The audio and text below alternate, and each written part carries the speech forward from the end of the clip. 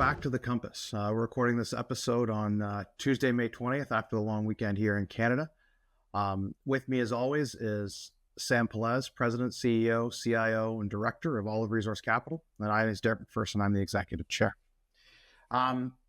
This week, we're going to talk a little bit about a sort of a trading pattern that we see that typically emerges on an annual basis.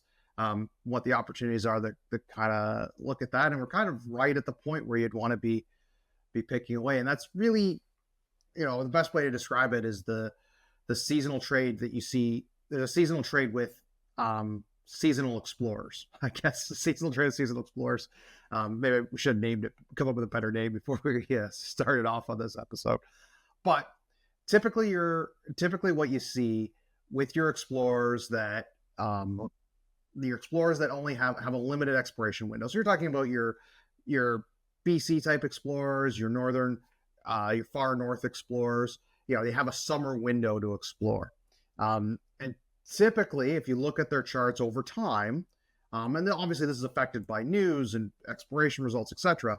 But typically, if you look at their results over time, you get a really attractive entry point this time of year, and you get a really attractive exit point sort of mid to late fall.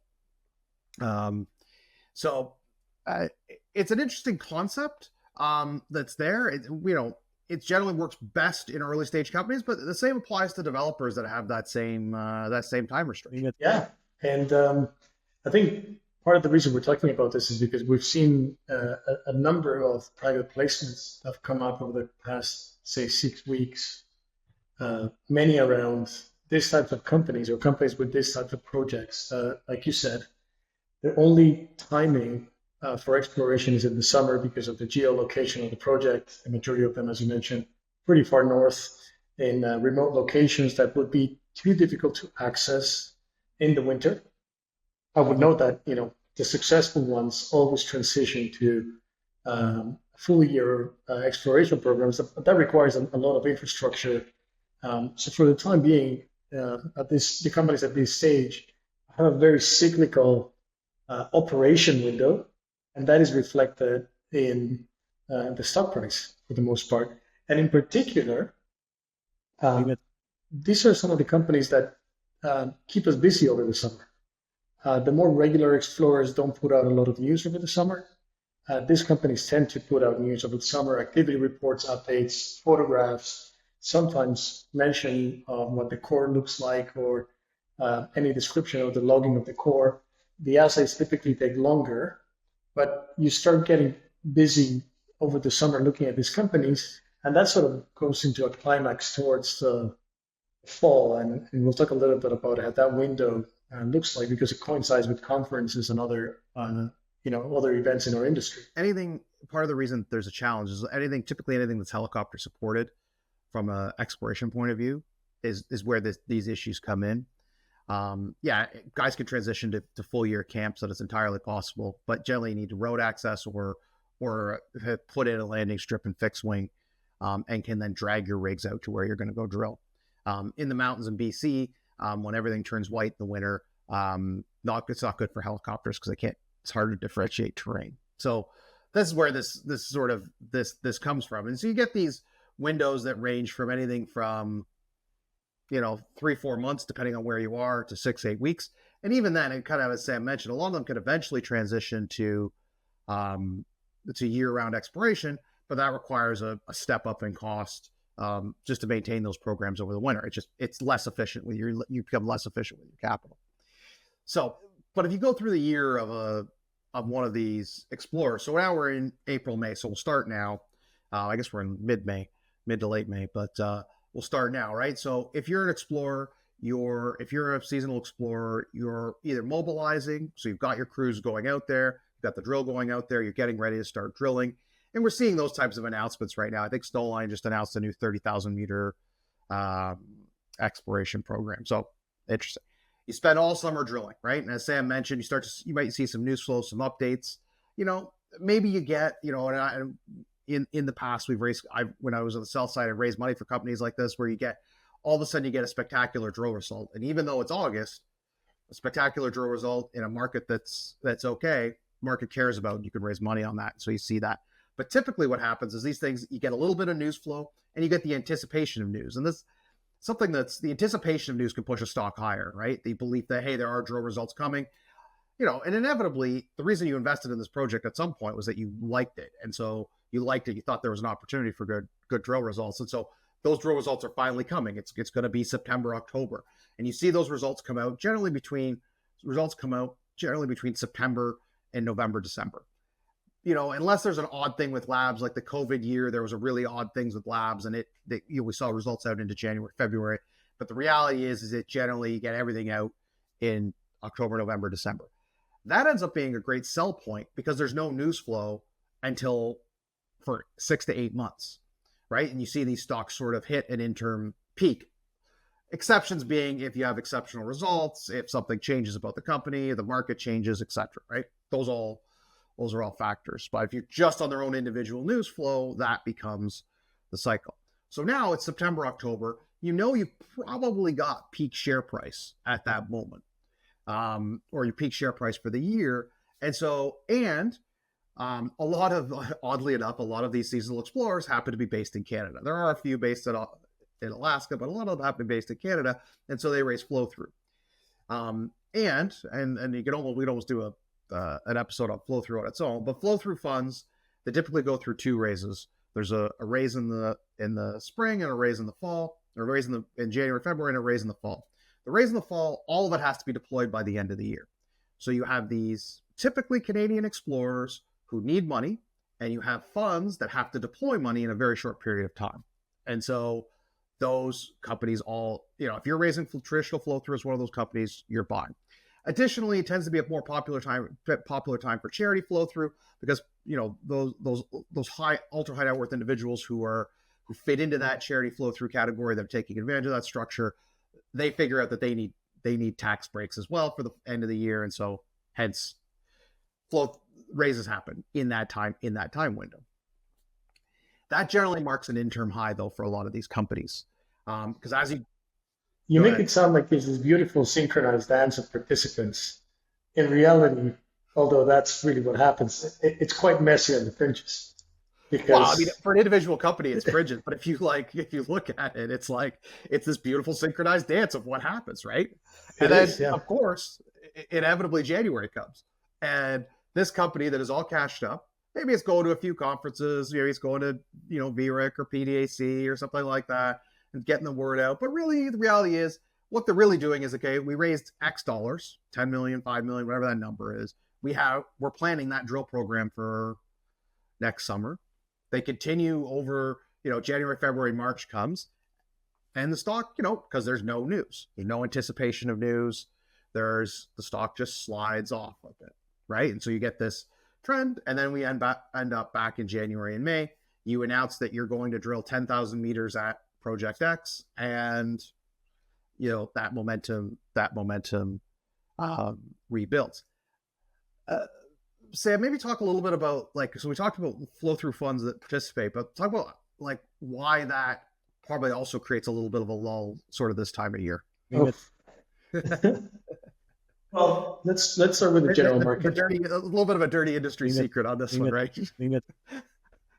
From the period from January to April is pretty busy for a number of reasons. One is the annual statements and guidance from a number of producers, large explorers, developers. They put a lot of news flow out. There's a lot of activity.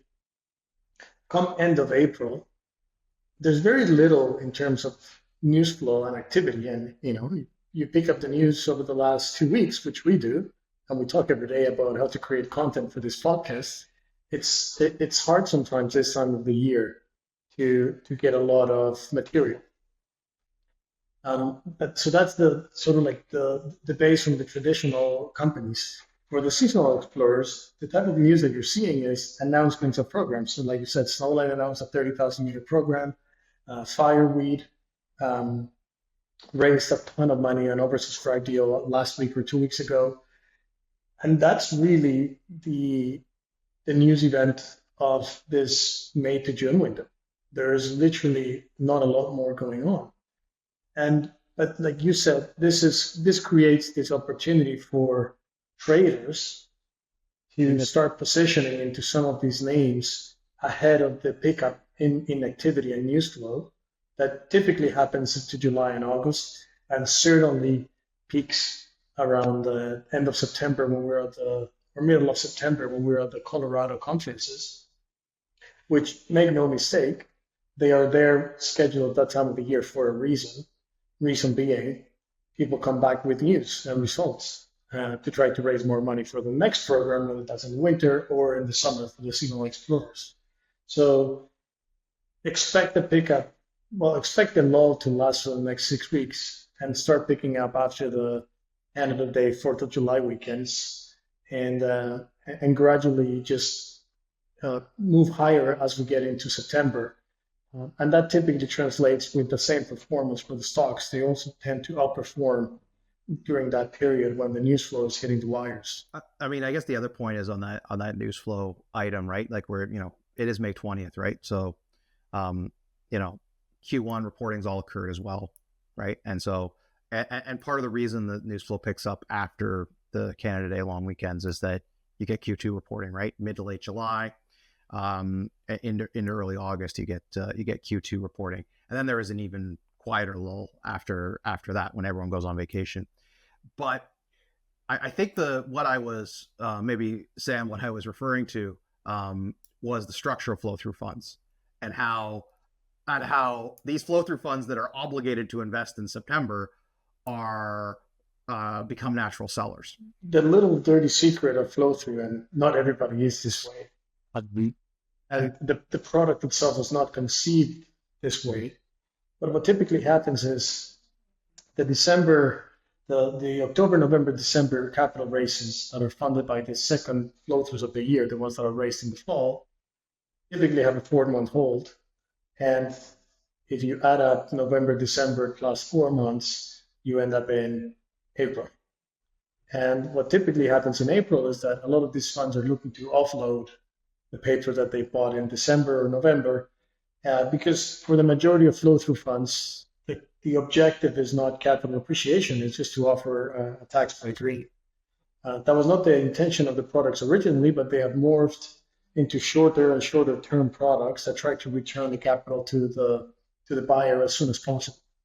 So that means that 4 months and a day, as soon as they're eligible to monetize the investment, they'll be out there trying to do so.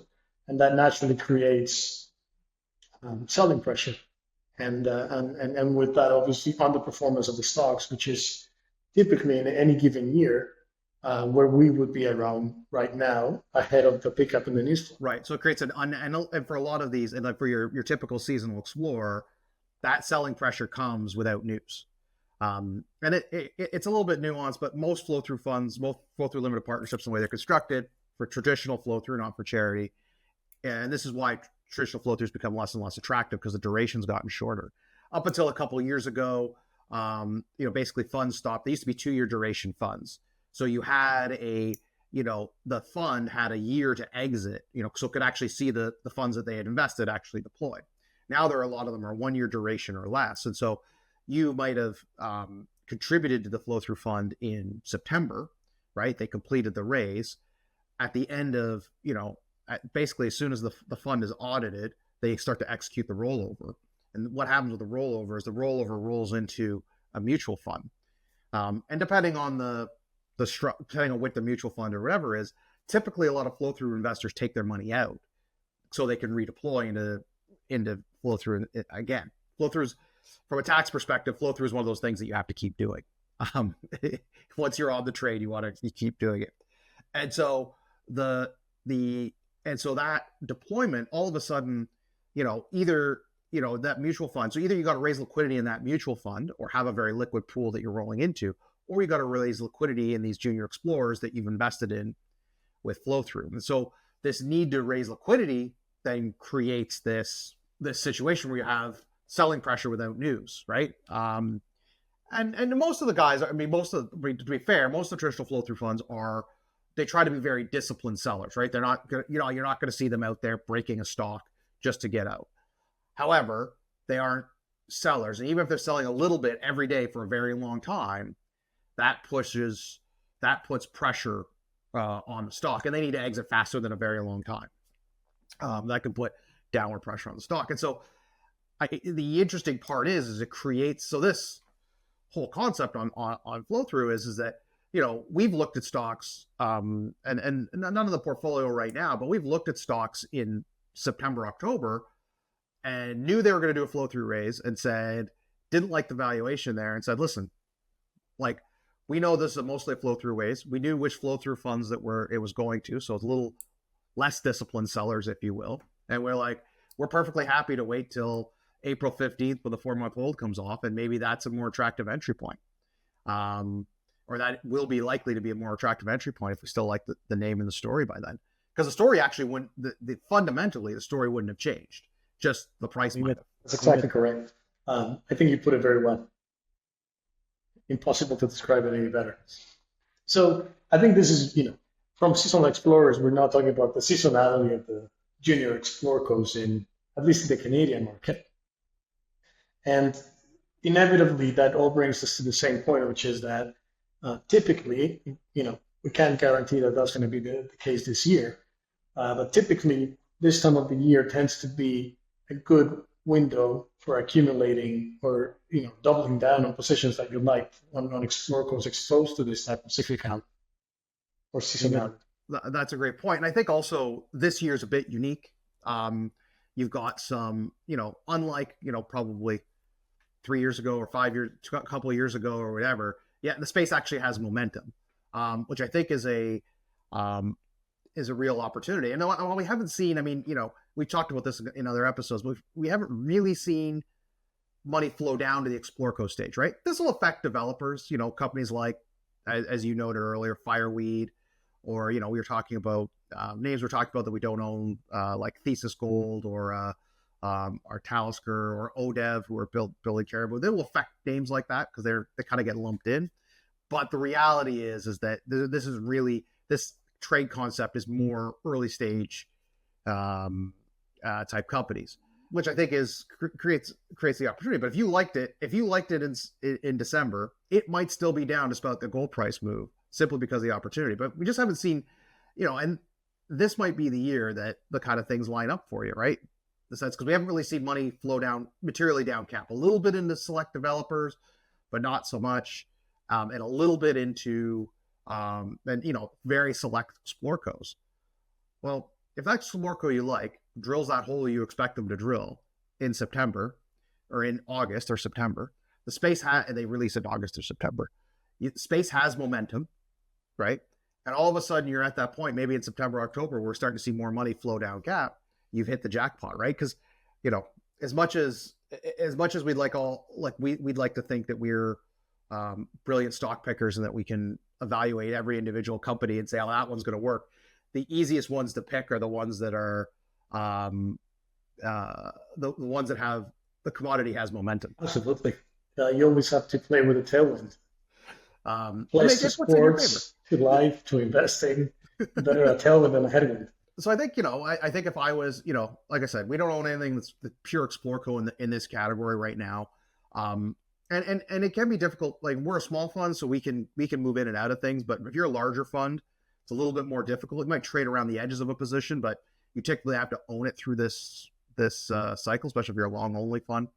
But what I would say is I think probably, the two commodities I would look at are copper and gold. I think, you have a lot of BC copper explorers out there right now that'll be starting to talk about drill programs and drill results. Obviously, you're going to have a bunch of BC gold explorers out there talking about drill programs and drill results. And so I think those are kind of the two places to look.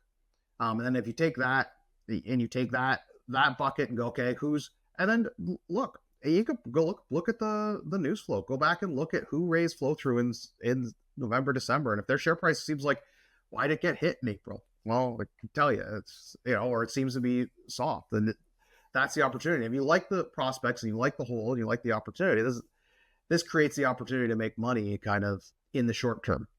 But, we framed this to the developers, but I mean, there's certainly other names or framed for Explorcos, but certainly other names in the developer space that we like that fit in there. And one in particular is Fireweed Metals, right? Yeah.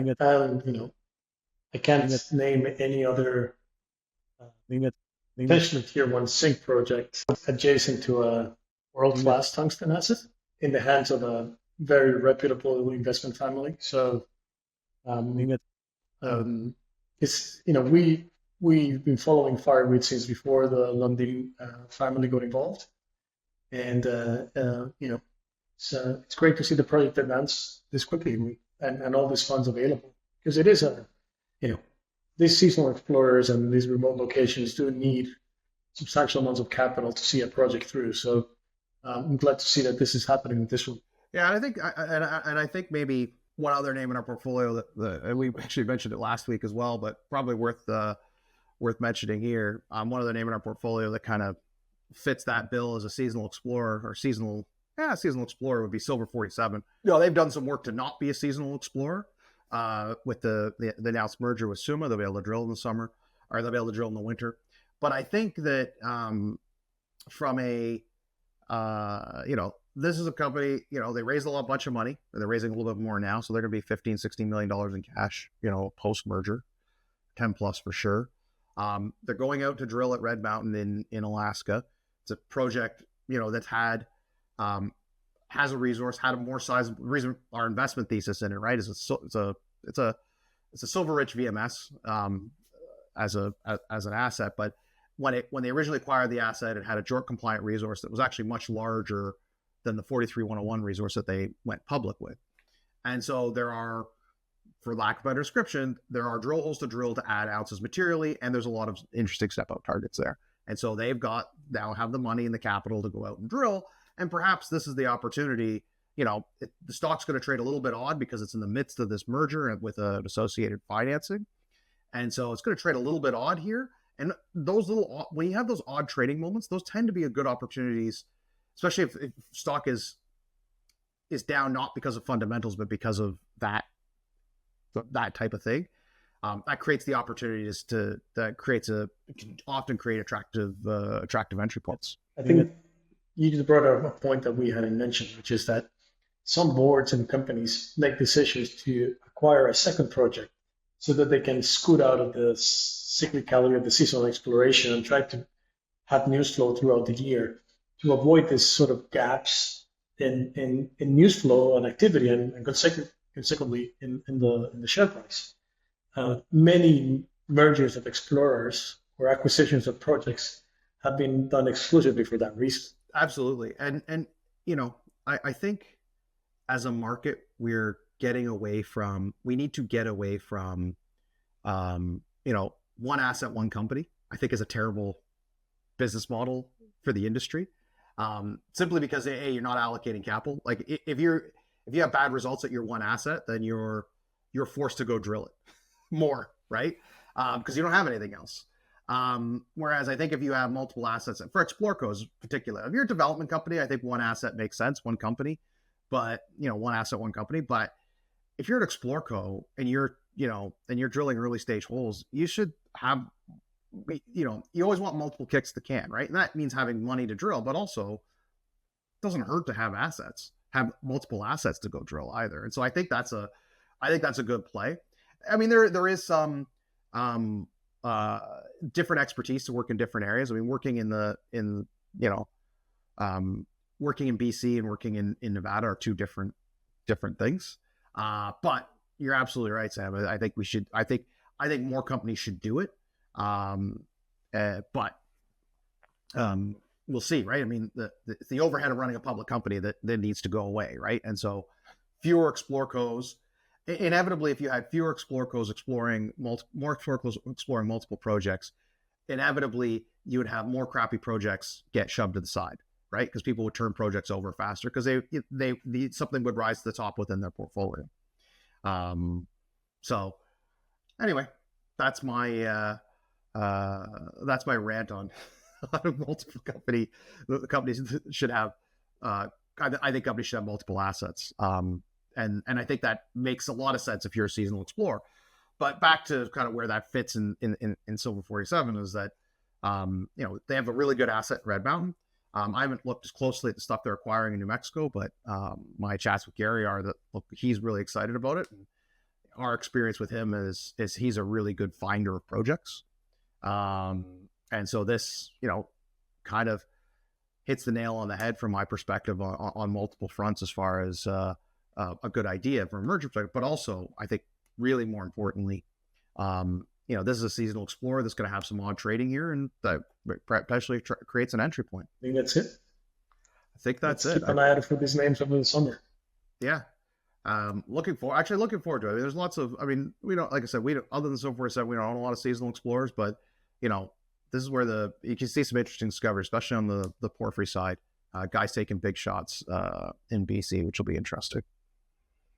So thanks for listening, and maybe tell us about your favorite seasonal explorer in the comments. Thanks.